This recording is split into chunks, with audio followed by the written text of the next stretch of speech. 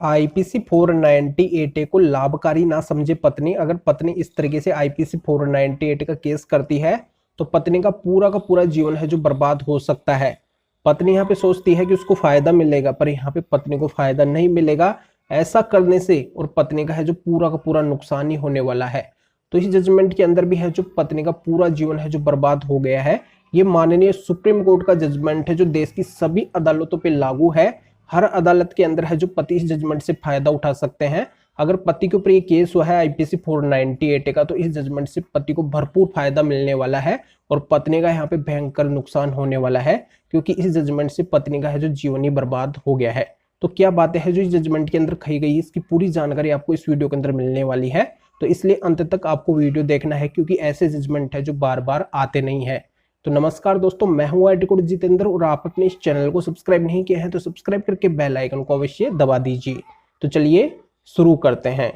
तो दोस्तों, इस जजमेंट में माननीय सुप्रीम कोर्ट का क्या कहना होता है और ये क्या मामला होता है। तो 2005 के अंदर दो कपल की शादी होती है और 2007 तक वो पति पत्नी के रूप में है जो कुछ टाइम साथ में रहते हैं, और 2007 के अंदर ही है जो दोनों सेपरेट हो जाते हैं। और पत्नी के द्वारा आईपीसी 498 का केस 2007 के अंदर पति के ऊपर डाल दिया जाता है, और आगे जाके पति के द्वारा भी एक डाइवोर्स का केस फाइल किया जाता है, जिसके अंदर दो ग्राउंड रखे जाते हैं कि मेरी पत्नी है जो मेरे साथ मेंटल क्रूरल्टी करी है, और दूसरा वो अनसाउंड माइंड की है, यानी कि उसका माइंड है जो कम काम करता है, मेंटली वो डिस्टर्ब रहती है। अब जहाँ पे डाइवोर्स का मामला चलता है उस कोर्ट के द्वारा दोनों ग्राउंडों को देखा जाता है। पहला तो ये देखा जाता है कि पति के द्वारा जो अनसाउंड माइंड पत्नी का बताया गया है, तो यहाँ पे पत्नी है जो एक संस्कृत लेक्चरर है, अगर उसका अनसाउंड माइंड था, यानी कि उसका माइंड अगर काम नहीं कर रहा था, तो फिर वो फटाती कैसी थी, यानी कि वो जॉब कैसे कर रही थी, इस बात को पूरी तरह से कोर्ट के द्वारा खारिज कर दिया गया। अब यहाँ पे दूसरी बात है जो कोर्ट के द्वारा देखी जाती है, जो पति के द्वारा लिखवाया जाता है कि पत्नी है जो मेरे साथ मेंटल क्रूरल्टी करती है, उसने मेरे ऊपर है जो आईपीसी 498 का केस किया है। तो यहाँ पे कोर्ट का ये कहना होता है कि पत्नी ने यहाँ पे आईपीसी 498 का केस किया है,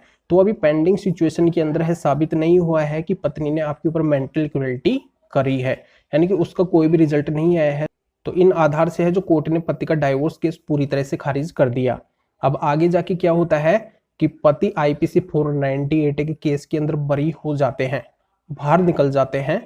और ये मामला चलता है 2017 तक, यानी कि 2007 के अंदर पत्नी ने आईपीसी 498 का केस डाला, और 2017 के अंदर है जो ये रिजल्ट आ जाता है कि पति यहाँ पे आईपीसी 498 से पूरी तरह से बरी हो जाते हैं। अब 2017 के अंदर पति के द्वारा डाइवोर्स का मामला डाला जाता है हाई कोर्ट के अंदर, और हाई कोर्ट के अंदर बात रखी जाती है कि पत्नी ने मेरे साथ मेंटल क्रूरल्टी करी है, क्योंकि आईपीसी 498 का जो रिजल्ट है, जो परिणाम है, वो मेरे पक्ष में आया है कि पत्नी ने मेरे ऊपर झूठा केस किया था, तो इस आधार से मुझे डाइवोर्स चाहिए, मुझे है जो डाइवोर्स मिलना चाहिए।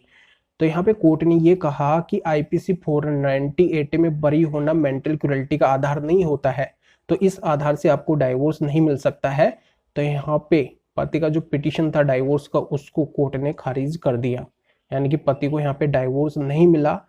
अब पति इस मामले को माननीय सुप्रीम कोर्ट में चैलेंज करते हैं, माननीय सुप्रीम कोर्ट के पास में मामला जाता है, और माननीय सुप्रीम कोर्ट के द्वारा मामले को गहराई से देखा जाता है, और ये पाया जाता है कि यहाँ पे पति बिल्कुल आईपीसी 498 से बरी हुए हैं, और पत्नी ने यहाँ पे 10 साल तक पति को आईपीसी 498 के केस के अंदर परेशान करके रखा है। पूरा का पूरा झूठा केस था, और फिर भी यहाँ पे पति को परेशान होना पड़ा है, और यहाँ पे फिर लास्ट में पति है जो आईपीसी 498 से बरी भी हो गए हैं। मतलब यहाँ पे पति के साथ मेंटल क्रूरल्टी हुई है, मेंटली हरासमेंट हुआ है, बिना वजह जो पति को परेशान होना पड़ा है, और यहाँ पे है जो ये जजमेंट मिला है, तो इसी आधार से पति को ये डाइवोर्स भी मिलता है। यानी कि ये मेंटल क्रूरल्टी है जो साफ जाहिर हो रही है कि यहाँ पे पत्नी ने पति के साथ मेंटल क्रूरल्टी की है। तो यहाँ पे उस जजमेंट को देखते हुए आईपीसी 498 को, और यहाँ पे पति को डाइवोर्स माननीय सुप्रीम कोर्ट के द्वारा मिल जाता है। तो यह जानकारी आपके समझ में आ गई होगी कि यहाँ पे पत्नी ने आईपीसी 498 का केस डाला, वो केस है जो 10 साल तक चला, और 10 साल के बाद में भी पत्नी को है जो कोई भी फायदा नहीं मिला, और उल्टा यहाँ पे पति के द्वारा डाला गया डाइवोर्स का केस था, तो उसके अंदर पति को डाइवोर्स मिल गया, यानी कि पत्नी कहीं की भी नहीं रही, पत्नी का है जो पूरा का पूरा जीवन है जो बर्बाद हो गया, और यहाँ पे पति को डाइवोर्स भी मिल गया। पति तो अलग हो गए, पति ने आगे जाके शादी वगैरह भी कर ली, जो भी हुआ पति के लिए अच्छा हुआ, पर यहाँ पे पत्नी का तो एक कलंक लग गया पत्नी के ऊपर कि उसने इस तरीके से पति को फंसाया है झूठे केस के जाल के अंदर, तो आगे जाके उसकी लाइफ है जो पूरी तरह से बर्बाद